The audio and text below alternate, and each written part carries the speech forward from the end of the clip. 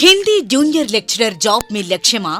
Paper 1లో 150 మార్కులకు గాను దాదాపు 100 మార్కులు, పేపర్ 2లో 300 మార్కులకు గాను 260కి పైగా మార్కులు సాధించే విధంగా శ్రీ వీణా హిందీ అకాడమీ అందిస్తోంది అద్భుతమైన ఆన్లైన్ క్లాసులు. 4,999 రూపాయలతో పేపర్ 1, పేపర్ 2 కోర్స్ కొనండి. 1 సంవత్సరం పాటు ఎప్పుడైనా ఎక్కడైనా ఎన్నిసార్లైనా వీడియోలు చూడవచ్చు. తెలంగాణలో ఎల్పీ సెట్, డిఎస్సి, టెట్, గురుకుల వంటి హిందీ పోటీ పరీక్షల రంగంలో 23 సంవత్సరాల సుదీర్ఘ అనుభవం కలిగి ఎంతో మందిని ఉద్యోగార్థులుగా గావించిన, జాతీయ స్థాయి పురస్కారాలను అందుకున్న డాక్టర్ ఎల్ కొమురారెడ్డి గౌరవ మార్గదర్శకత్వంలో అద్భుతమైన ప్రత్యక్ష తరగతి బోధనా విధానం తలపించే విశ్లేషణాత్మక క్లాసులు, ఆన్లైన్ టెస్టులు, ప్రింటెడ్ నోట్స్, టార్గెట్ మోడల్ టెస్టులు. వివరాలకు సంప్రదించండి 9849232146. వెంటనే గూగుల్ ప్లేస్టోర్ నుండి శ్రీ వీణా హిందీ అకాడమీ యాప్ను డౌన్లోడ్ చేసుకోండి. జాబ్ సాధించండి. జేఎల్ హిందీ పరీక్షను రాయబోతున్నటువంటి విద్యార్థులందరికీ కూడా శ్రీ వీణా హిందీ అకాదమీ హనుమకొండ వరంగల్ వారి తరపున ఆర్థిక స్వాగతం పలుకుతూ, మరి మీరందరూ కూడా కొన్ని రోజులుగా దృఢ సంకల్పంతో, మంచి పట్టుదలతోని, విజయకాంక్షతోని ప్రిపరేషన్ను కొనసాగిస్తూ ఉన్నారు. మీ యొక్క ప్రిపరేషన్ విధానానికి ఒక సార్థకత లభించాలి అంటే మీరందరూ కూడా ఒక మంచి అభ్యాసము చేయవలసి ఉంటుంది, అనగా సాధన చేయవలసి ఉంటుంది. ఆ సాధన ఏ విధంగా ఉండాలి? మంచి వస్తునిష్ఠ ప్రశ్నావళితో కూడినదై ఉండాలి. మరి అప్పుడే మీరు మీ యొక్క ప్రిపరేషన్ యొక్క విధానానికి సార్థకతను తీసుకొచ్చినటువంటి వారై ఉంటారు. మరి ఆ వస్తునిష్ఠ ఆ ప్రశ్నల శైలి ఎలా ఉండాలి అంటే, శాస్త్రీయ ప్రశ్నల రూపకల్పనతో కూడినటువంటి ప్రశ్నపత్రాన్ని మీరు అభ్యాసం చేయవలసి ఉంటుంది. మరి అలాంటి శాస్త్రీయ ప్రశ్నల యొక్క రూపకల్పనతో శ్రీ వీణా హిందీ అకాదమీ వారు మంచి టెస్టులు కండక్ట్ చేస్తూ మీ ముందుకు వస్తూ ఉన్నారు. మరి వారి యొక్క శాస్త్రీయ ప్రశ్నల యొక్క రూపకల్పన అనేది ప్రామాణికమైనటువంటి గ్రంథాల ఆధారంగా ఉంటుంది. మరి ఆ ప్రామాణిక గ్రంథాలు మీకు అందరికీ కూడా తెలిసినటువంటి విషయమే. ఆ ప్రామాణిక గ్రంథాలలో ఉన్నటువంటి అత్యంత ప్రామాణికమైనటువంటి వాక్యాలను తీసుకొని, ఆ వాక్యాలతోని మంచి మంచి ప్రశ్నలను తయారు చేసి, గుణాత్మకమైన అవగాహనతోని రాబోయే ప్రశ్నపత్రం ఎలా ఉన్నా కూడా మీరందరూ కూడా అవలీలగా ఆ యొక్క ప్రశ్నల యొక్క జవాబులు గుర్తించే విధంగా మేము మా యొక్క టెస్టులను కండక్టు చేస్తూ ఉన్నాము. మరి ఆ ప్రామాణిక గ్రంథాలు ఏమిటండి అంటే, ఆచార్య రామచంద్ర శుక్ల జీ కా హిందీ సాహిత్య కా ఇతిహాస్ హై దేఖియే. మరి గత ఏపీపీఎస్సి కానివ్వండి, టీఎస్పీఎస్సి కానివ్వండి, ఏదైనా కానివ్వండి, మరి వారి యొక్క ప్రశ్న పత్రాలను కనుక మనం చూసినట్లయితే దాదాపుగా మూల గ్రంథము ఏమిటి అంటే ఆచార్య రామచంద్ర శుక్లజీ యొక్క గ్రంథమైనటువంటి హిందీ సాహిత్యక ఇతిహాస. దీన్ని పునాదిగా చేసుకొని మరి ఇంకా విస్తృతమైనటువంటి అధ్యయనంతో కూడినటువంటి ఆ ప్రశ్నల యొక్క సరళిని మేము ముందుకు తీసుకుని వచ్చే ప్రయత్నం చేస్తూ ఉన్నాము. మరి ఇంకో గ్రంథం ఏమిటంటే హిందీ సాహిత్యక ఇతిహాస్. ఎవరిది? డాక్టర్ నగేంద్ర యొక్క గ్రంథాన్ని కూడా మేము తీసుకోవడం జరిగింది. తర్వాత హిందీ సాహిత్యక వైజ్ఞానిక ఇతిహాస్. ఎవరి గ్రంథం ఇది? డాక్టర్ గణపతి చంద్రగుప్తి గారి యొక్క గ్రంథం అన్నమాట. ఈ గ్రంథాన్ని కూడా తీసుకోవడం జరిగింది. మరి హిందీ సాహిత్యక సుబోధ్ ఇతిహాస్. ఎవరిది ఈ గ్రంథము? డాక్టర్ బాబు గులాబ్ రాయ్ యొక్క గ్రంథం అన్నమాట. మరి దీనిని కూడా తీసుకోవడం జరిగింది. మరి ఈ రోజుల్లో ఎక్కువ ప్రశ్నలు కూడా దాదాపుగా ఏ గ్రంథం నుంచి వస్తున్నాయి అంటే హిందీ సాహిత్య और संवेदना का विकास है. यह किनका ग्रंथ है? डॉक्टर राम स्वरूप चतुर्वेदी का ग्रंथ है इस ग्रंथ में से भी बहुत से ప్రశ్న అనేకి సంభావన है ఇవన్నీ మూల గ్రంథాలను మేము ఆధారాలుగా చేసుకుని మరి పరిపూర్ణమైనటువంటి హిందీ అకాడమిక్ తోని మరి యోగ్యమైనటువంటి గుణాత్మకమైన అవగాహనతోని రాబోయే ప్రశ్నపత్రము ఎలా ఉన్నా కూడా అవలీలగా జవాబులు గుర్తించే విధముగా మా టెస్టులలో శాస్త్రీయ ప్రశ్నల యొక్క రూపకల్పన చేసి మీ ముందుకు వస్తూ ఉన్నాము. తప్పనిసరిగా ఆ ప్రశ్నలు మీకు అన్నీ కూడా చాలా చాలా కాదు అత్యంత ఉపయోగకారిగా ఉంటాయని చెప్పడంలో ఏమాత్రం కూడా సందేహము లేదు. మరి ఈ ప్రశ్నలన్నిటికీ కూడా మూల ఆధారము ఆచార్య రామచంద్ర శుక్ల జీ కా హిందీ సాహిత్య కా ఇతిహాస్ హై. మరి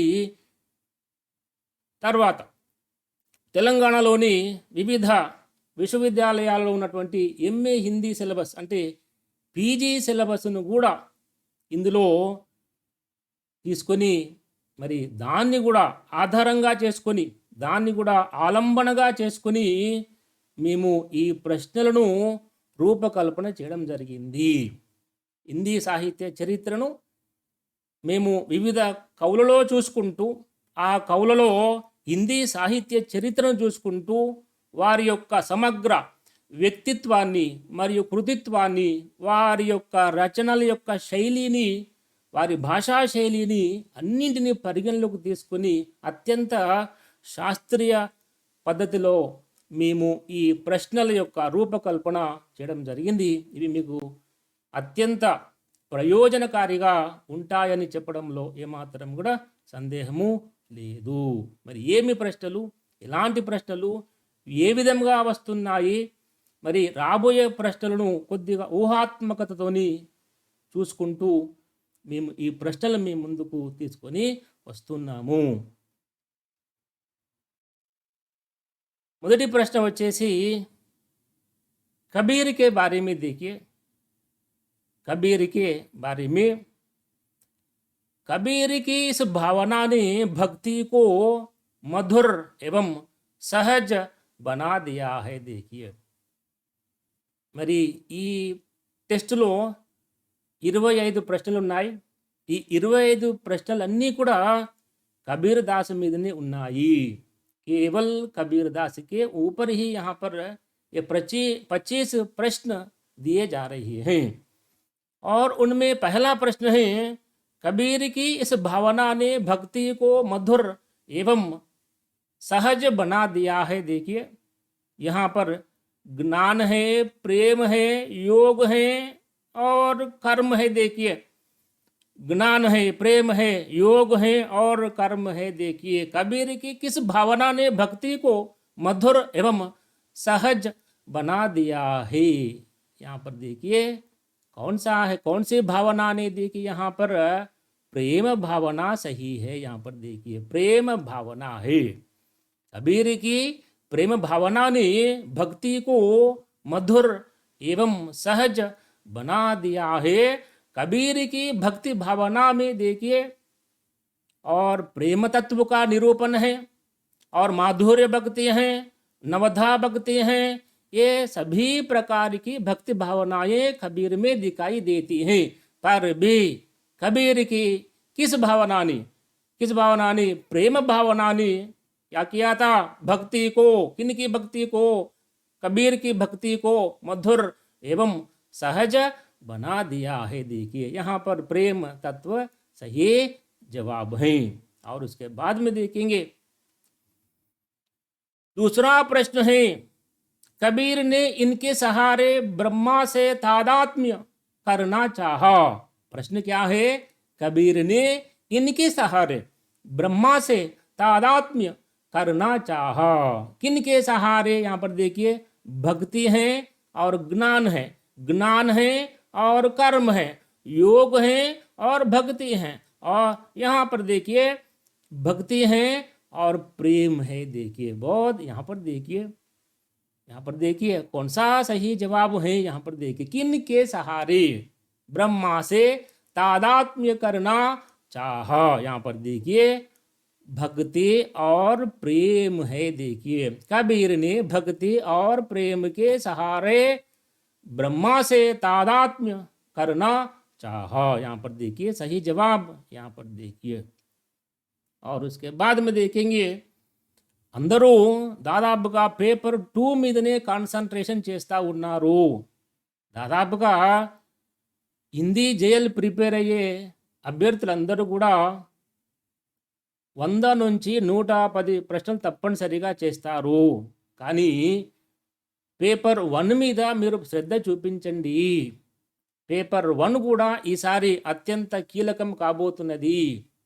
కనుక మీ అందరి యొక్క సౌకర్యార్థమై తర్వాత నాణ్యమైన విశ్లేషణాత్మక గుణాత్మకమైన ఆన్లైన్ కోచింగ్లో మన తెలుగు రాష్ట్రాల్లోనే అత్యధిక సక్సెస్ రేట్ ఉన్నటువంటి ఒక ప్రసిద్ధ యాప్ ద్వారా శ్రీవీణ హిందీ అకాదమీ వారు పేపర్ 1కు సంబంధించినటువంటి సమగ్ర కోచింగ్ ఇస్తూ ఉన్నారు. ఆ యాప్లో దాదాపుగా ఇప్పటి వరకు ఈ రోజు వరకు 2500 వీడియోలు అందులో ఉన్నాయి. అంతేకాదు 500 టెస్టులు ఉన్నాయి. ఇవి చాలా చాలా ఇంపార్టెంట్ అని చెప్పడం జరుగుతూ ఉన్నది. ఈ 2500 వీడియోలలో 15 టాపిక్లకు సంబంధించినటువంటి 15 టాపిక్లు ఏమైతున్నాయో పేపర్ 1లో జనరల్ స్టడీస్లో దానికి సంబంధించిన సమగ్రమైన విశ్లేషణాత్మకత వీడియోలు ఇందులో ఉన్నాయి. దాదాపుగా 500 టెస్టులు అందులో ఉన్నాయి. మరి మీకు ఈ యాప్ను అందిస్తోంది ఎవరు? శ్రీవీణ హిందీ అకాదమీ వారు. ఓకే, కాబట్టి మీరు ఏం చేయాలి? పేపర్ 1 కూడా అత్యంత కీలకం కనుక దాని మీద కూడా మీరు శ్రద్ధ పెట్టే ప్రయత్నము చేయండి.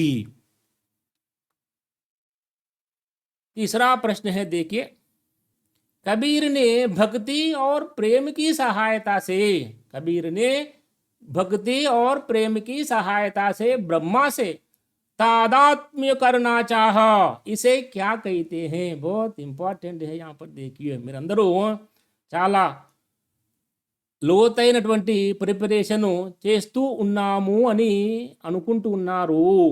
మరి మీ యొక్క అధ్యయనాన్ని మా ప్రశ్నలతోని సరిపోల్చుకొని చూసే ప్రయత్నం చేయండి. మా ప్రశ్నలతోని మీ యొక్క ప్రిపరేషన్ను లేదా మీ యొక్క అధ్యయనాన్ని సరిపోల్చుకునే ప్రయత్నం చేయండి. यहाँ पर प्रश्न क्या है? कबीर ने भक्ति और प्रेम की सहायता से ब्रह्मा से तादात्म्य करना चाहा, इसे क्या कहते हैं? देखिए, यहाँ पर भावात्मक रहस्यवाद है, साधनात्मक रहस्यवाद है, नवधा भक्ति है, माधुर्य भक्ति है. यहाँ पर देखिए इसमें कौन सा सही जवाब है? यहाँ पर देखिए, कबीर की भक्ति भावना में देखिए ज्ञान के साथ साथ प्रेम की आवश्यकता होती है. और उन्होंने क्या माना था? यहाँ पर देखिए, कबीर ने अपनी भक्ति के अंतर्गत आत्मा को प्रेयसी माना था और कबीर ने परमात्मा को प्रिय माना था. एक प्रकार से क्या है, उनके बीच में जो प्रेम है और उसको दिखाना चाहा है. किसने? कबीर दास ने. किसके अंतर्गत? अपनी भक्ति भावना के अंतर्गत हैं. और कबीर ने अपने मार्ग में भक्ति और प्रेम की सहायता से निर्गुण ब्रह्मा से, निर्गुण ईश्वर से तादात्म्य करना चाहा है. इसी को हम क्या कहते हैं? भावात्मक रहस्यवाद कहते हैं. बहुत बहुत इंपॉर्टेंट है. कबीर में रहस्यवादी भावना मिलती है. कबीर हिंदी साहित्य के इतिहास में प्रथम रहस्यवादी कवि माने जाते हैं. हिंदी में आदि रहस्यवादी कवि माने जाते हैं. कौन? कबीर दास हैं. कबीर दास में 2 प्रकार का रहस्यवाद मिलता है. एक है भावात्मक रहस्यवाद है, एक और है यहाँ पर साधनात्मक रहस्यवाद है. और इस प्रश्न के अंतर्गत यहाँ पर देखिए, भक्ति और प्रेम की सहायता से निर्गुण ब्रह्मा से तादात्म्य करना चाहा है. किसने? कबीर ने अपनी भक्ति के अंतर्गत या अपनी भक्ति मार्ग में. यहाँ पर देखिए, इसी को हम क्या कहते हैं? भावात्मक रहस्यवाद कहते हैं. यहाँ पर देखिए सही जवाब यहाँ पर भावात्मक रहस्यवाद है. बहुत इंपॉर्टेंट है. ये भावात्मक रहस्यवाद क्या कहाँ से स्वीकार किया था कबीर दास ने, या किन से ग्रहण किया है, या ग्रहण किया था कबीर दास जी ने? सूफियों के सत्संग से उन्होंने ग्रहण किया था, एक पॉइंट है।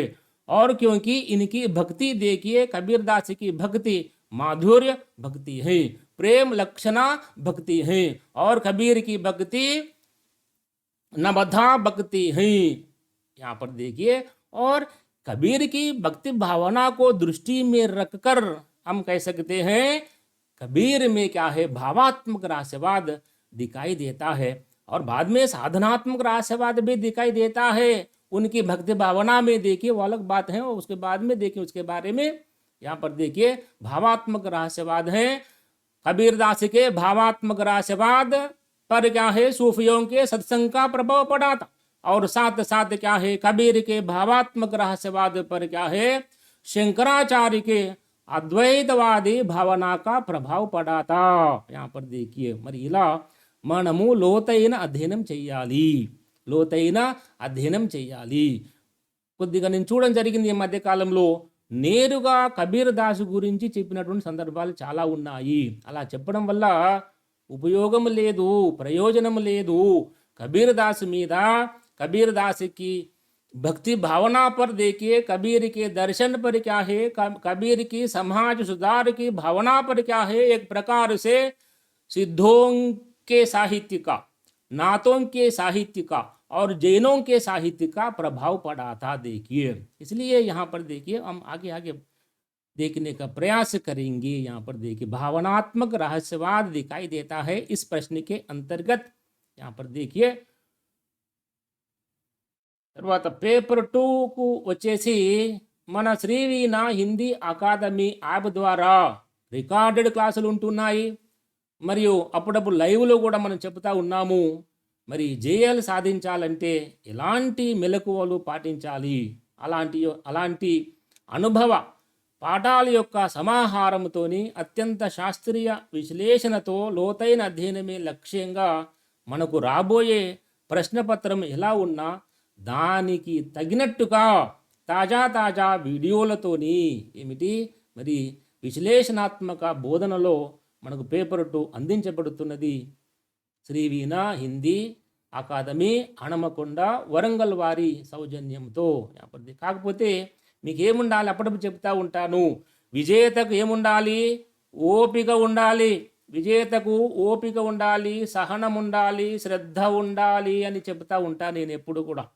అంతేకాదు విజేత అనేవాడు మౌనంగానే ఎదుగుతూ ఉంటాడు, అది బాగా గుర్తుపెట్టుకోవాలి। 4th वन, कबीर ने इंद्रिय साधना, प्राण साधना और मन साधना पर बल दिया है, तो इन पर किसका प्रभाव है। देखिए कबीर ने इंद्रिय साधना पर बल दिया है, प्राण साधना पर बल दिया है, मन साधना पर बल दिया है, इन साधनाओं पर किसका प्रभाव पड़ा है। यहाँ पर देखिए इंद्रिय साधना, प्राण साधना, मन साधना बहुत इंपॉर्टेंट है। और ऑप्शंस देखिए, सूफियों का प्रभाव पड़ा था यहाँ पर देखिए, और नाथपंथियों का प्रभाव है, सिद्ध योगियों का प्रभाव है, महाराष्ट्रीय संतों का प्रभाव है। यहाँ पर देखिए इंद्रिय साधना, साधना अनगाने तो क्या है, कबीर के ग्रंथों में या कबीर की कृतियों में क्या है, इंद्रिय साधना संबंधी, प्राण साधना संबंधी, मन साधना संबंधी शब्द मिलते रहते हैं। तो हम कह सकते हैं, और कबीर की कृतियों पर या कबीर की रचनाओं पर या कबीर के उपदेश पर क्या है, नाथपंथियों का प्रभाव पड़ा था। और इसमें इंद्रिय साधना को, प्राण साधना को, मन साधना, इसी को हम कह सकते हैं यहाँ पर देखिए योग साधना कह सकते हैं। योग साधना किनकी है, नाथपंथियों की है। यहाँ पर देखिए तो हम कह सकते हैं नाथपंथियों का प्रभाव कबीर की साधना पर पड़ा था। यहाँ पर देखिए इस प्रश्न में सही जवाब क्या है, नाथपंथियों का प्रभाव है। बहुत बहुत इंपॉर्टेंट है। यहाँ पर देखिए, यहाँ पर देखिए 2 పేపర్లు కలిపి మనకు ఈ ప్రైస్కు మనకు వస్తున్నది। హిందీ సేవా దృక్పథంతోని, మరి హిందీ భాషా ప్రచార ప్రసార దృక్పథంతోని మనము తక్కువ ఫీజుతోని అత్యుత్తమ బోధన అందిస్తూ ఉన్నాము, అందరికీ చేరాలి. మన హిందీ విద్యార్థులందరికీ కూడా శ్రీవీణ హిందీ అకాదమీ వారి కోచింగ్ అందరికీ చేరాలి. అందరికీ ప్రయోజనం చేకూర్చే విధంగా మేము ఈ విధముగా అందిస్తూ ఉన్నాము. ఎవరైతే తాజా ప్రిపరేషన్ కోరుకుంటూ ఉంటారో లేదా ఇతరత్ర ఉండి కూడా మళ్ళీ తాజా ప్రిపరేషన్కు అనుకూలమైనటువంటి యాప్ శ్రీవీణ హిందీ అకాదమీ. మనకు సమయం కూడా చాలా ఉన్నది, పరీక్ష కూడా వాయిదా పడే అవకాశాలు మెండుగా ఉన్నాయి. మరి మనకు వచ్చేది సెలవుల కాలం కనుక మరి మీ యొక్క తాజా ప్రిపరేషన్ను కొనసాగించాలి అంటే, మళ్ళీ ప్రారంభించాలి లేదా కొనసాగించాలన్నా కూడా మన శ్రీవీణ హిందీ అకాదమీ యాప్ ఎంతో ఉపయోగకరము.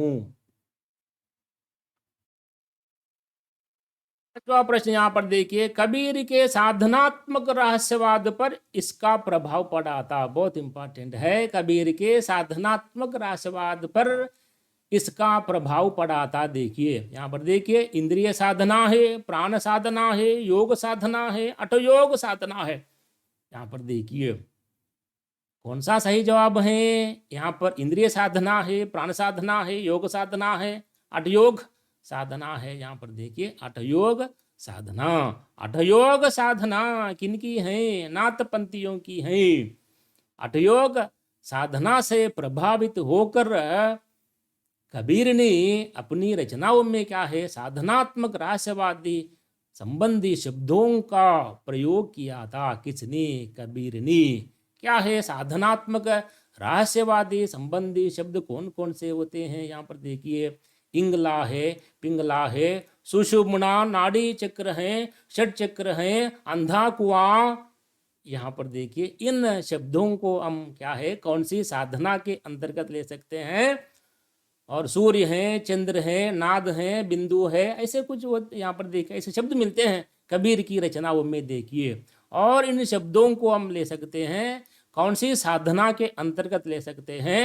अटयोग साधना के अंतर्गत ले सकते हैं। अटयोग साधना किनकी है?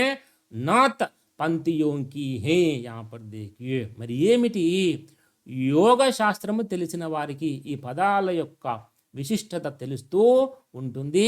మరి అటయోగ సాధన గురించి తెలుసుకోవాలి అంటే ఏమిటి? మనం తప్పనిసరిగా శ్రీవీణ యాప్ను సందర్శించాల్సిన అవసరము ఎంతైనా ఉన్నది. यहाँ पर देखिए,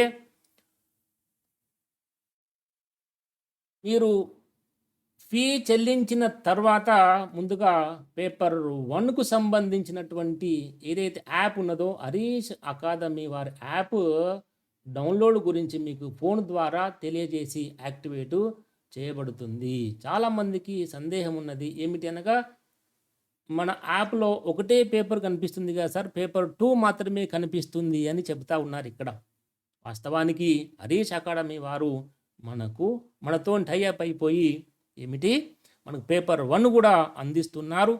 మరి వారి యొక్క యాప్లో పేపర్ 1కు సంబంధించినటువంటి జనరల్ స్టడీస్కి సంబంధించినటువంటి 2500 వీడియోలకు పైగానే ఉన్నాయి, 500 టెస్టులు ఉన్నాయి. దాదాపుగా వారి వద్ద దాదాపుగా అన్ని పరీక్షలు కలిపి దాదాపుగా 60 నుంచి 70 వేల మంది ఆన్లైన్ ద్వారా కోచింగ్ తీసుకుంటూ ఉన్నారు. ఒక అద్భుతమైన యాప్గా మనము చెప్పుకొనవచ్చును. यहाँ पर देखिए 6th वन, कबीर के भावात्मक रहस्यवाद पर किस दर्शन का प्रभाव दिखाई देता है? कबीर के भावात्मक रहस्यवाद पर किस दर्शन का प्रभाव दिखाई देता है? बहुत बहुत इंपॉर्टेंट। अभी तक हमने भावात्मक रहस्यवाद के बारे में और साधनात्मक रहस्यवाद के बारे में हमने अध्ययन किया है या देखा है। देखिए, और कबीर के भावात्मक रहस्यवाद पर किस दर्शन का प्रभाव दिखाई देता है? यहाँ पर ऑप्शंस देखिए, विकल्प देखिए, मध्वाचार्य का द्वैतवाद है, रामानुजाचार्य का विशिष्टाद्वैतवाद है, और शंकराचार्य का अद्वैतवाद है, వల్లభాచార్య కా శుద్ధాద్వైతవాద హే. देखिए ఆప్షన్ చూడండి ఎంత బాగా ఉన్నాయో. ఇది ఓన్గా తయారు చేసినటువంటి ప్రశ్నలు, శాస్త్రీయ రూపకల్పనతో చేసినటువంటి ప్రశ్నల యొక్క సరళి ఇది. ఈ ప్రశ్నలు చూడండి. कबीर के भावात्मक रहस्यवाद पर किस दर्शन का प्रभाव दिखाई देता है?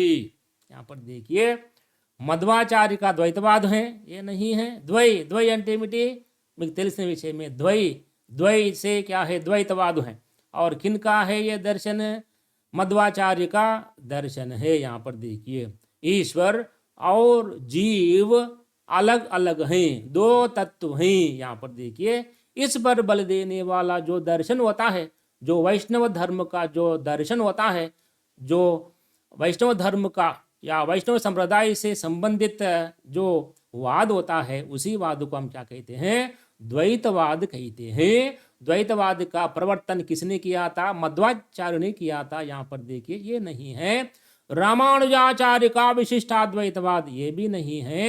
शंकराचार्य का अद्वैतवाद है, ये सही जवाब है। बहुत बहुत इंपॉर्टेंट है। देख कबीर के भावात्मक रहस्यवाद पर किस दर्शन का प्रभाव पड़ा था, शंकराचार्य का अद्वैतवादी दर्शन का प्रभाव पड़ा था। ये बहुत इंपॉर्टेंट है। यहाँ पर वल्लभाचार्य का शुद्धाद्वैतवाद है, ये नहीं है। यहाँ पर देखिए ये सही है, बहुत इंपॉर्टेंट है। यहाँ पर देखिए शंकराचार्य का अद्वैतवादी दर्शन का प्रभाव कबीर के भावात्मक रहस्यवाद पर पड़ा था। अभी हमने देखा है कबीर के भावात्मक रहस्यवाद पर और किनका प्रभाव पड़ा था, सूफियों के सत्संग का भी प्रभाव पड़ा था।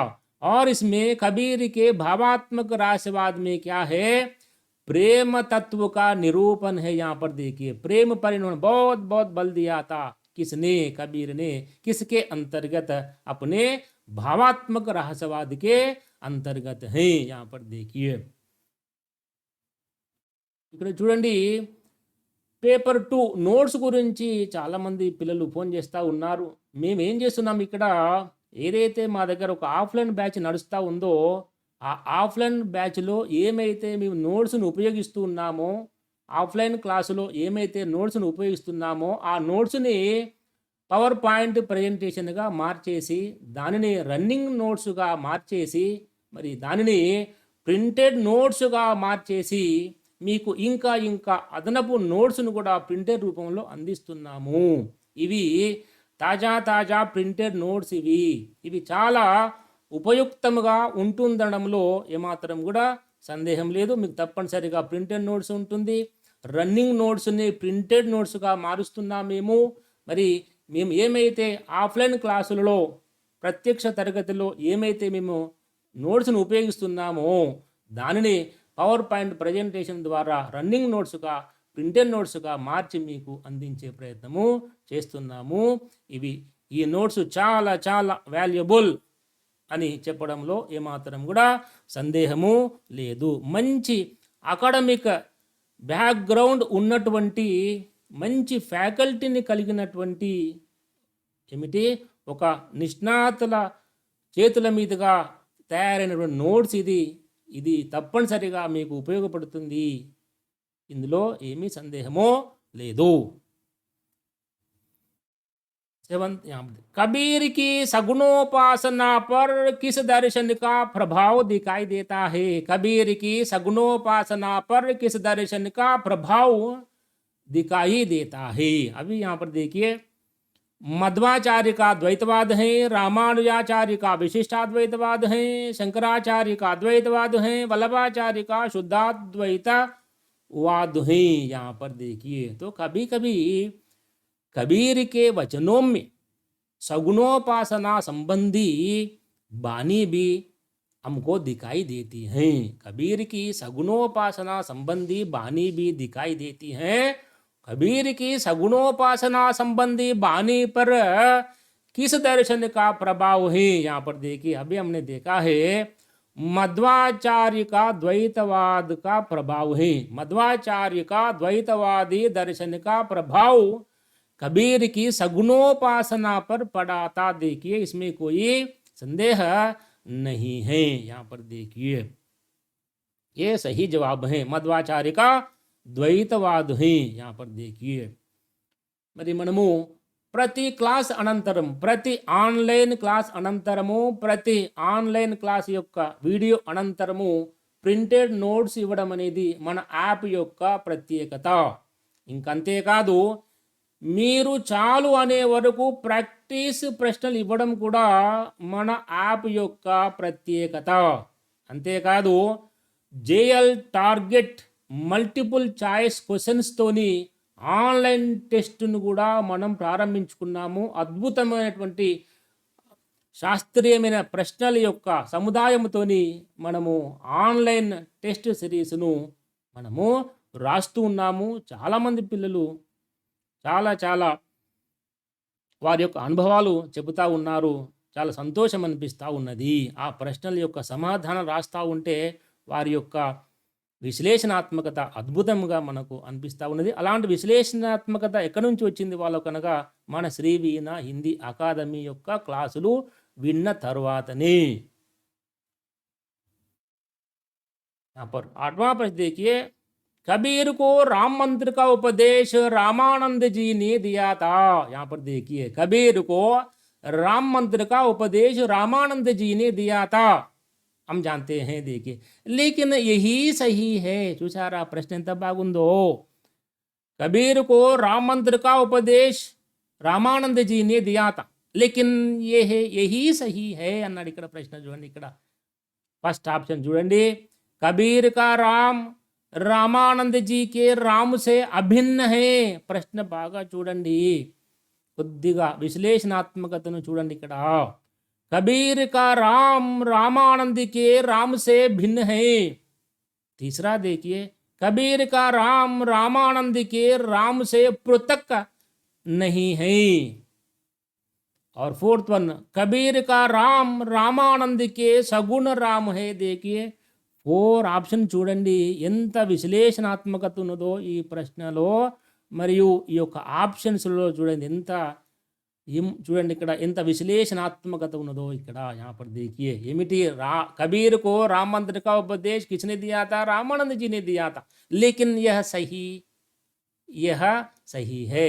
यहाँ पर देखिए, कौन सा? यहाँ पर देखिए, कबीर का राम रामानंद जी के राम से अभिन्न है. यहाँ पर देखिए, कबीर का राम रामानंद के राम से भिन्न है. ये सही है. यहाँ पर देखिए सेकंड ऑप्शन, क्योंकि कबीर का राम निर्गुण राम है, निराकार राम है, निर्विकार राम है, अगोचरणीय राम है, अकल्पनीय राम है, लेकिन रामानंद के राम से भिन्न है. यहाँ पर देखिए, और यही है, कबीर का राम रामानंद के राम से भिन्न है. ये सही जवाब है. देखिए यहाँ पर देखिए. और उसके बाद में మీరేం చేయాలి?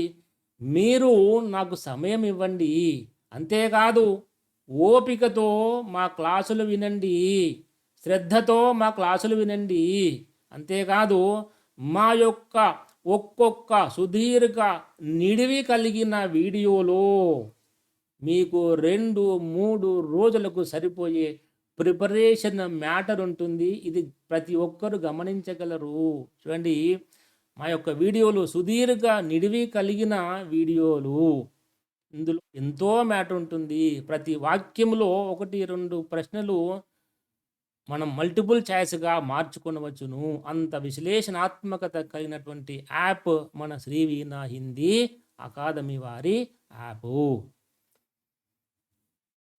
9वां देखिए, निर्गुण पंथ के लिए मार्ग निकालने वाले नाथपंथी योगी और भक्त थे. देखिए, ఇక్కడ అందరు కన్ఫ్యూజ్ అవుతా ఉంటారు. చూడండి, निर्गुण पंथ के लिए मार्ग निकालने वाले नाथपंथी योगी और भक्त थे. यहाँ पर देखिए, और यहाँ पर कबीरदास हैं, रविदास हैं, संत नामदेव हैं, गुरु नानक देव हैं. यहाँ पर देखिए, इसमें सही जवाब है. यहाँ पर देखिए, संत नामदेव हैं. ये सही जवाब है. नामदेव के गुरु जी कौन थे? एक नाथपंथी योग हैं. केचर नाग, यहाँ पर देखिए, नाथपंथी योग माने जाते हैं. या केचरनाथ माने जाते हैं. कौन? नामदेव के गुरु जी हैं. और यहाँ पर देख सकते हैं, एक కన్ఫటే యోగి మానే జాతే హే. సంత్ నామదేవ్ కే గురూజీ హే. మరి ఏమిటి ఇదంతా తెలుసుకోవాలని తప్పనిసరిగా సంత నామదేవును మనము అధ్యయనము చేయవలసిందే. यहाँ पर देखिए, सही जवाब संत नामदेव हैं. हिंदी साहित्य में भक्ति का प्रवर्तन सबसे पहले किन्होंने किया था? संत नामदेव ने किया था। यहाँ पर देखिए ఎవ్రీ టాపిక్ అనంతరము ఎగ్జామ్ ఎంసీక్యూలతో ఉంటుంది. ఇది చాలా ఉపయుక్తంగా ఉంటుంది. మా యొక్క ప్రిపరేషను మీ యొక్క లక్ష్యపూరితమై మిమ్మల్ని లక్ష్యాన్ని చేర్చే విధంగా ఉంటుంది. ఇందులో ఏమాత్రం కూడా సందేహం లేదు. 10th वन, सगुणोपासक भक्त भगवान के इन रूपों को मानते हैं. सगुणोपासक भक्त भगवान के इन रूपों को मानते हैं. यहाँ पर देखिए ऑप्शंस देखिए, सगुण और साकार हैं, निर्गुण और एकेश्वर हैं, सगुण और निर्गुण हैं और ज्ञान मार्गी हैं. यहाँ पर देखिए इसमें सगुणोपासक भक्त भगवान के इन रूपों को मानते हैं. यहाँ पर देखिए भगवान के 2 रूपों को मानते हैं सगुणोपासक भक्त. कौन कौन से रूप हैं? यहाँ पर देखिए सगुण साकार है, निर्गुण एकेश्वर नहीं है, यहाँ पर ज्ञानमर नहीं है. हाँ, यहाँ तीसरा ऑप्शन सही है, सगुण और निर्गुण सही जवाब है. यहाँ पर देखिए सगुण और निर्गुण सही जवाब है. यहाँ पर దీన్ని కూడా ఒకసారి చూసే ప్రయత్నం చేయండి. और उसके बाद में सगुणोपासक भक्त भगवान के सगुण और निर्गुण 2 रूपों को मानते हैं. तो निर्गुण आरोप इनके लिए ही छोड़ देते हैं. प्रश्न చూడండి ఎంత బాగుందో. सगुणोपासक भक्त भगवान के सगुण और निर्गुण 2 रूपों को मानते हैं. तो निर्गुण आरोप इनके लिए ही छोड़ देते हैं. यहाँ पर देखिए प्रश्न ఎంత బాగుందో చూడండి. ऑप्शन देखिए, सगुण एवं साकारवादियों को, दूसरा निर्गुण एवं अवतारवादियों को, और तीसरा सगुण एवं निर्गुणवादियों को, और चौथा यहाँ पर देखिए ज्ञान मार्गियों को. यहाँ पर देखिए ऑप्शन చూడండి ఎంత శాస్త్రీయతను కలిగి ఉన్నాయి చూడండి. ऑप्शंस सगुण एवं साकारवादियों को छोड़ देते हैं. किसको? निर्गुण आरोप को. निर्गुण एवं अवतारवादियों को छोड़ देते हैं. यहाँ पर देखिए नहीं है.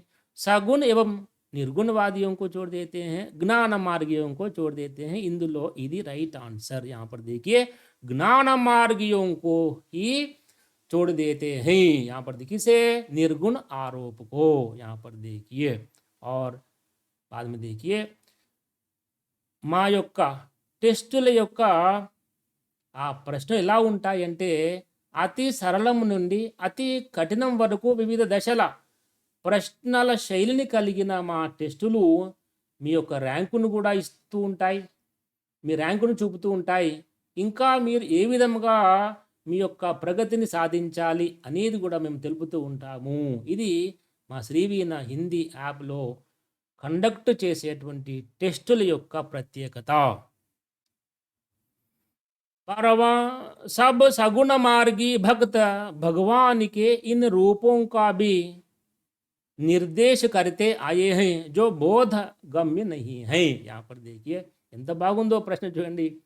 सब सगुण मार्गी भक्त भगवान के इन रूपों का भी निर्देश करते आए हैं जो बोध गम्य नहीं है. यहाँ पर देखिए और भगवान ये सब सगुण मार्गी भक्त भगवान की इन रूपों को यहाँ पर देखिए भगवान के व्यक्त रूप का निर्देश किया है और भगवान के अव्यक्त रूप का निर्देश किया है और भगवान के निर्विशेष रूप का निर्देश किया है.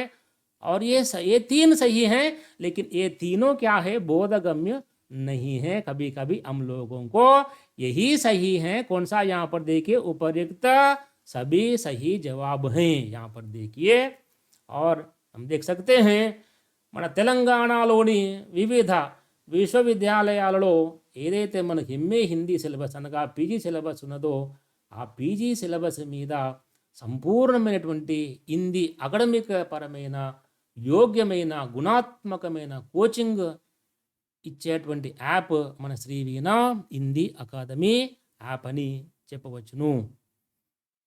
और 13वां कबीरदास. यहाँ पर देखिए प्रश्न देखिए कबीरदास. यहाँ पर देखिए ऑप्शन देखिए निर्गुण पंथी हैं. ఇది ఓకే అనిపిస్తా ఉన్నది. నిర్గుణ మార్గుకే అనుయాయి, ఇది కూడా అనిపిస్తూ ఉన్నది ఓకే అని. और तीसरा నిర్గుణ మార్గుకే సహయోగి, ఇది ఏదో అనిపిస్తూ ఉన్నది, కొద్దిగా దగ్గరగా అనిపిస్తూ ఉన్నది. నిర్గుణ మార్గుకే నిర్దిష్ట ప్రవర్తక హే. చూడండి ఆప్షన్స్ చూడండి, ఇక్కడ ఇలాంటి ఆప్షన్స్ ఇచ్చినప్పుడు మనం చాలా అలర్ట్గా ఉండే ప్రయత్నం చేయాలి.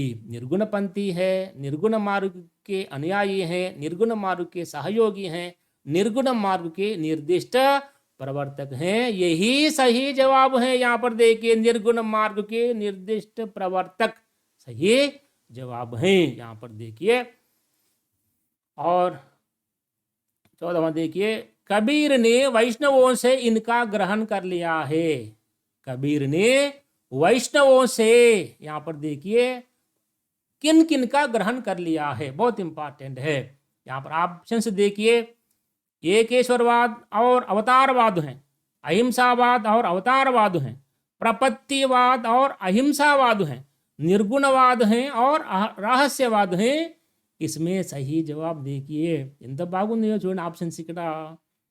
यहाँ पर देखिए एकेश्वरवाद अवतारवाद नहीं है, अहिंसावाद और अवतारवाद नहीं है, प्रपत्तिवाद और अहिंसावाद ओके. यहाँ पर देखिए निर्गुणवाद रहस्यवाद यहाँ पर नहीं है. ये तीसरा ऑप्शन सही जवाब है. परी प्रपत्तिवाद क्या है, अहिंसावाद क्या है. यहाँ पर देखिए प्रपत्ति का अर्थ क्या है, शरण में आना है, भगवान की शरण में आना ही प्रपत्तिवाद माना जाता है. భక్తి ప్రపత్తులతోని మనము భగవంతుణ్ణి ఆరాధిస్తూ ఉంటాము అని తెలుగులో చెబుతూ ఉంటాము. ప్రపత్తి అనగా శరణ్ మే ఆనా హే.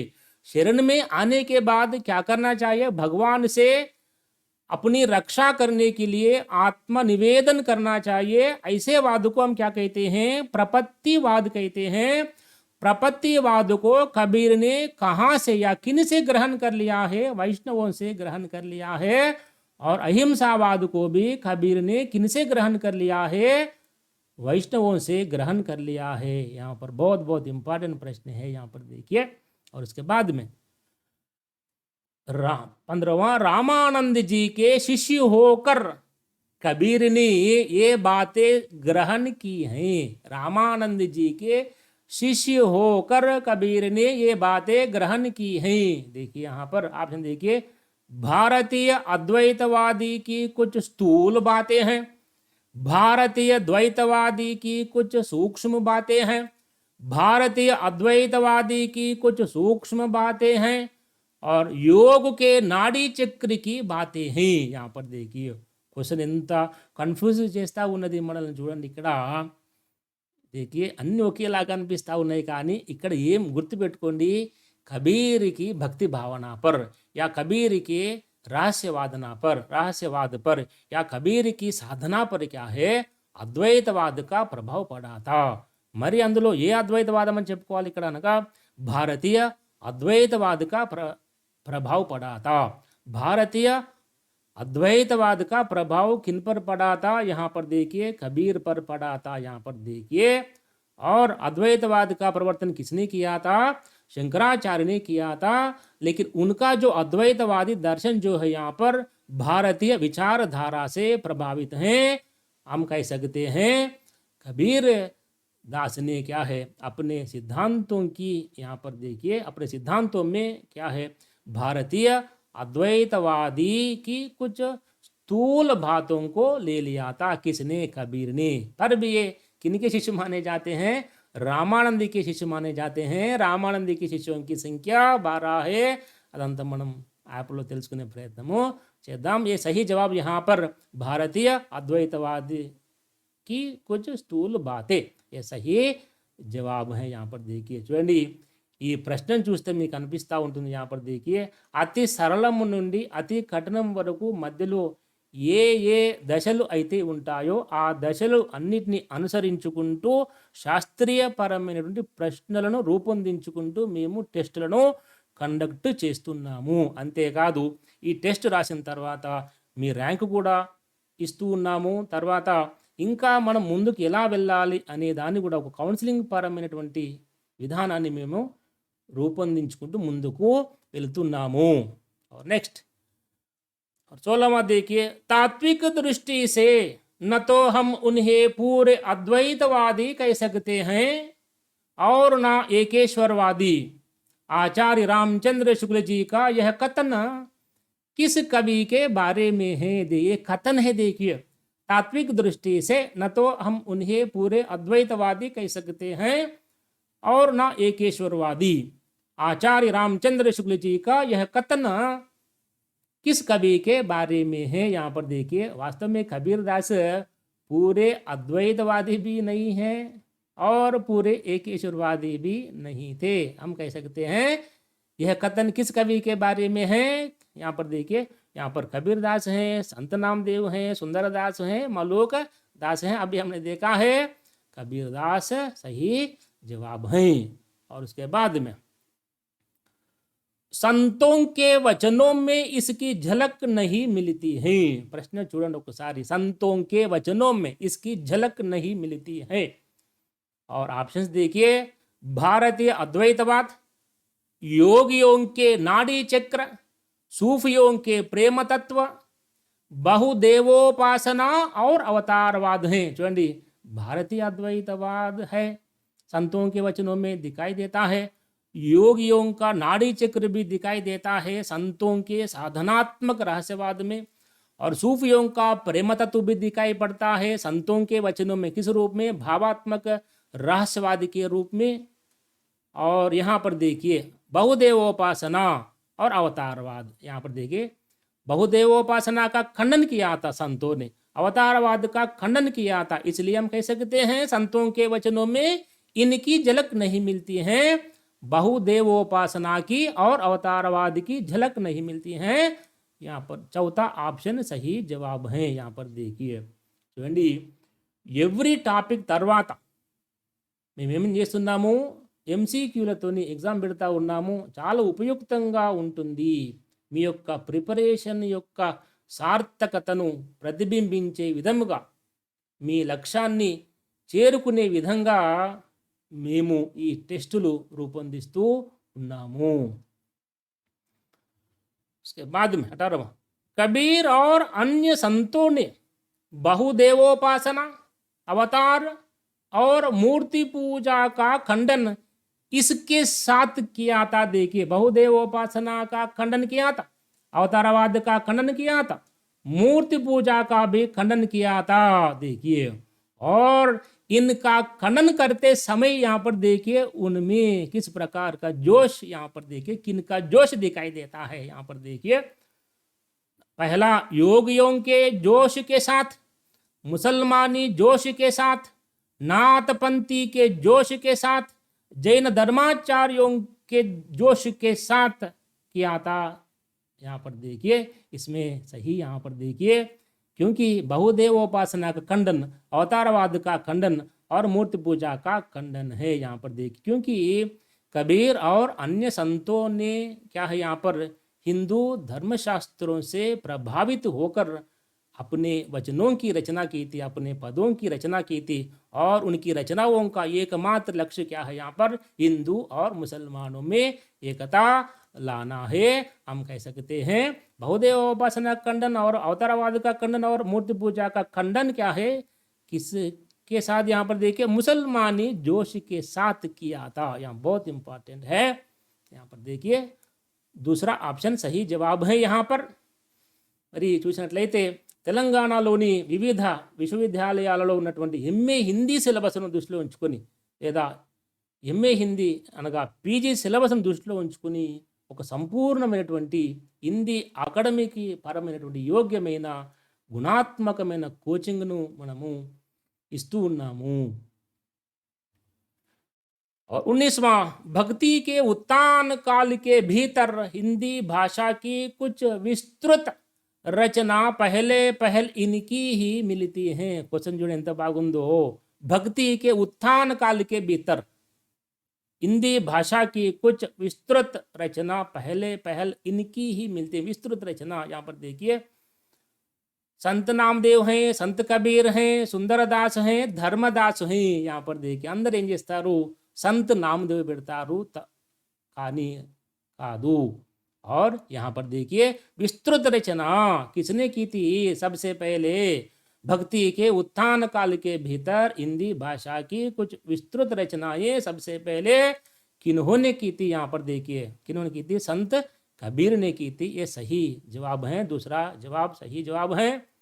और उसके बाद में देखिए निर्गुण धारा की ज्ञानाश्रय शाखा, इनको लेकर उपासना के क्षेत्र में अग्रसर हुई।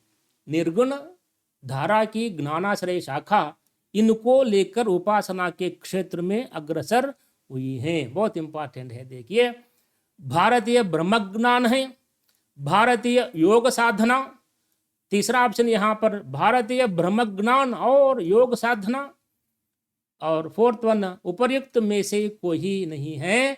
यहाँ पर देखिए इंत मंच क्वेश्चन చూడండి ఇక్కడ निर्गुण भक्ति धारा की ज्ञानाश्रय शाखा पर क्या है? भारतीय ब्रह्मज्ञान का प्रभाव पड़ा था उपासना के क्षेत्र में, और भारतीय योग साधना का प्रभाव पड़ा था उपासना के क्षेत्र में। हम कह सकते हैं दोनों को। यहाँ पर देखिए तीसरा ऑप्शन भारतीय ब्रह्मज्ञान और योग साधना को लेकर उपासना के क्षेत्र में अग्रसर हुई है। कौन सी शाखा? ज्ञानाश्रयी शाखा है। ज्ञानाश्रय शाखा का संबंध किस धारा से है? निर्गुण धारा से है या निर्गुण भक्ति धारा से है? यहाँ पर देखिए మనము హిందీని హిందీ లాగానే చదవాలి. ఎందుకనగా పేపర్ 2 వచ్చేసి హిందీలోనే వస్తుంది. అంటే మనకు ఆ హిందీ పదాలు ఎలా ఉండాలనగా చెవులలో ప్రతిధ్వనించాలి.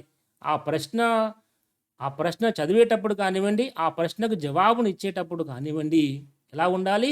ఆ హిందీ పదము మనకు చెవులలో ప్రతిధ్వనించే విధంగా ఉండాలి. కనుక హిందీని హిందీలాగానే స్టడీ చేయండి.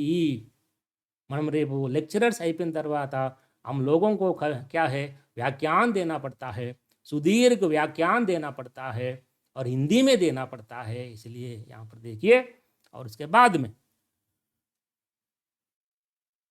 निर्गुण भक्ति धारा की ज्ञानाश्रय शाखा भारतीय ब्रह्म ज्ञान और योग साधना में इस तत्व को मिलाकर उपासना के क्षेत्र में అగ్రసర్ हुई. यहाँ पर देखिए ఇది ఎంత మంచి ప్రశ్న చూడండి. ఇక్కడ గత ప్రశ్నకు పొడిగింపుగా यहाँ पर देखिए निर्गुण भक्ति धारा की ज्ञानाश्रय शाखा भारतीय ब्रह्म ज्ञान और योग साधना में इस तत्व को मिलाकर उपासना के क्षेत्र में अग्रसर हुई. यहाँ पर देखिए योग तत्व को, ज्ञान तत्व को, भारतीय प्रेम तत्व को, और यहाँ पर देखिए सूफियों के प्रेम तत्व को. यहाँ पर देखिए इसमें देखिए ये ब्रह्म ज्ञान है, यहाँ पर योग साधना है. ब्रह्म ज्ञान में क्या है? ज्ञान तत्व है, और योग साधना में योग तत्व है.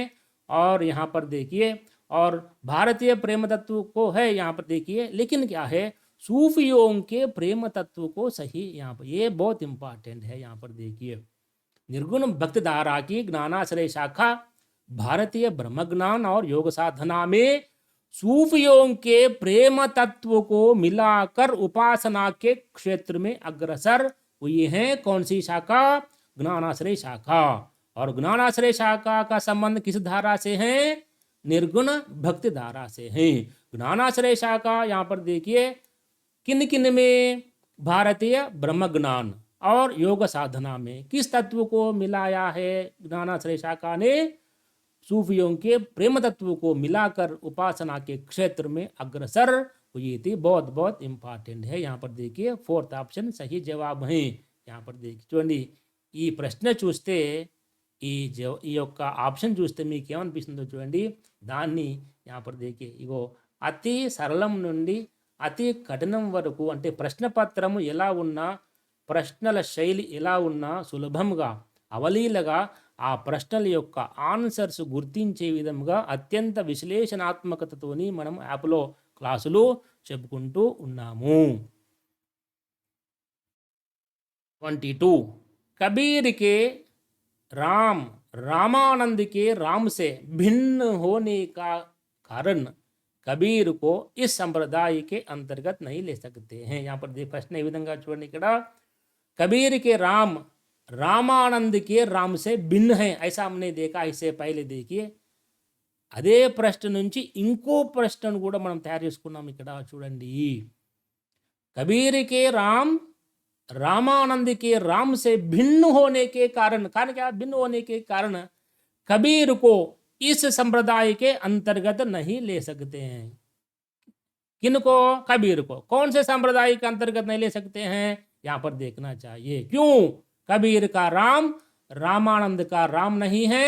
कबीर के राम रामानंद के राम से भिन्न होने के कारण. यहां पर देखिए ऑप्शन देखिए, द्वैतवादी संप्रदाय है, विशिष्टाद्वैतवादी संप्रदाय है, शुद्धाद्वैतवादी संप्रदाय है, वैष्णव संप्रदाय है. यहाँ पर देखिए చూడండి ఆప్షన్స్ ఎలా ఉన్నాయో.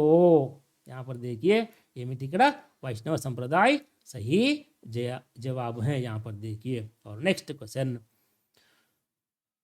कबीर की प्रवृत्ति निर्गुण उपासना की ओर दृढ़ होने का कारण ये है. और है यहाँ पर देखिए, और है कबीर की प्रवृत्ति निर्गुण उपासना की ओर दृढ़ होने का कारण यह है. यहाँ ఇక్కడ ఏమిటి?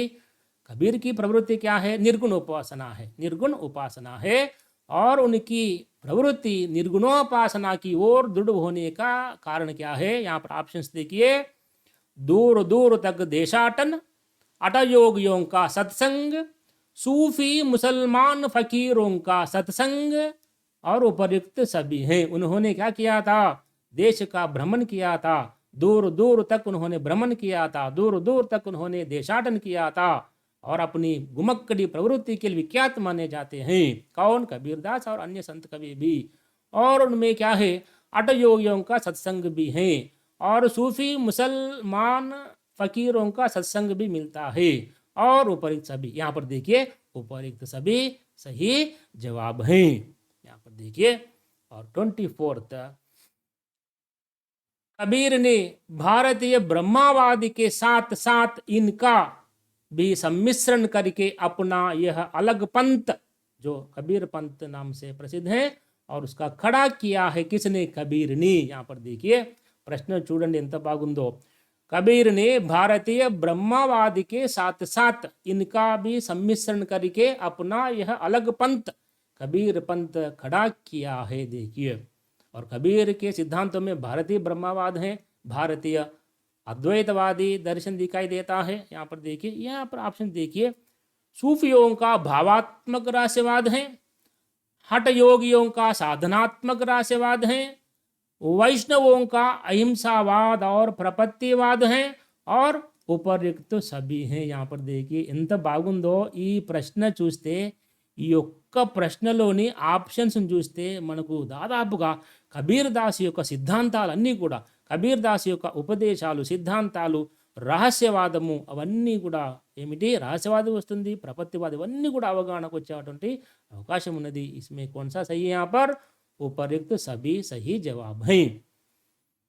और अंतिम प्रश्न है यहाँ पर देखिए, कबीर की वाणी में इंद्रिय साधना, प्राण साधना और मन साधना संबंधी शब्द मिलते हैं, तो इन पर किसका प्रभाव है? यहाँ पर देखिए, कबीर की वाणी में इंद्रिय साधना, प्राण साधना और मन साधना संबंधी शब्द मिलते हैं, तो इन पर किसका प्रभाव है? यहाँ पर देखिए, भावात्मक रहस्यवाद है, साधनात्मक रहस्यवाद है, नवधा भक्ति है, माधुर्य भक्ति है. यहाँ पर देखिए ఇది చూస్తా ఉంటే ఏమిటి? इंद्रिय साधना, प्राण साधना और मन साधना है. इसमें कौन सा? यहाँ पर देखिए साधनात्मक रहस्यवाद का प्रभाव दिखाई देता है. यहाँ पर देखिए यदि अठयोग साधना के अंतर्गत हम ले सकते हैं. यहाँ पर अठयोग साधना का संबंध नाथ संप्रदाय से है. यहाँ पर देखिए वो इवన్నీ కేవలం కబీర్ దాస్ మీద ఉన్నటువంటి ప్రశ్నలు మాత్రమే. ఇది ఒక శాంపిల్ టెస్ట్ మాత్రమే. ఇలాంటి టెస్టులు కబీర్ దాస్ మీద చాలా చాలా మేము పెట్టబోతున్నాము. ఏ ఒక్క ప్రశ్న కూడా మనకు మిస్ కాకుండా ఉంటుంది. అందుకే నేను అంటాను, తినబోయే ముందు రుచి చూడడం ఎందుకు అని. దాదాపుగా అన్ని పోటీ పరీక్షలలో విజేతగా నిలిచినటువంటి సుదీర్ఘ అనుభవం కలిగినటువంటి ఒక ఫ్యాకల్టీగా నేను మీ ముందుకు వస్తున్నాను. మీరందరూ కూడా జేఎల్ హిందీ ఉద్యోగ తీరాలకు చేరాలి. అందరూ కూడా జేఎల్ హిందీ ఉద్యోగార్థులు కావాలి అని ఆశిస్తూ, ఆశీర్వదిస్తూ అందరూ కూడా మా యాప్ను డౌన్లోడ్ చేసుకొని మరి అన్ని కోర్సులు తీసుకునే ప్రయత్నము చేయండి. మరి ధన్యవాద్. జై హింద్ और जय हिंदी है।